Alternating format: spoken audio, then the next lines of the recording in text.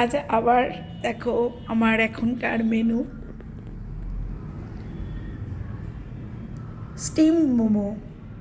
এসেছি, জায়গাটা দেখেই চিনতে পারছো নিশ্চয়ই। এর আগের দিন আমি এখান থেকেই তোমাদেরকে ভিডিও দিয়েছিলাম, তাহলে আজকেও তোমরা নিশ্চয়ই চিনতে পারছো। আমি এসেছি, প্রচণ্ড খিদে পেয়েছে, কি করব।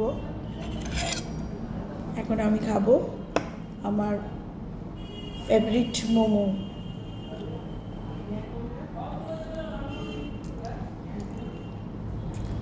বাহ,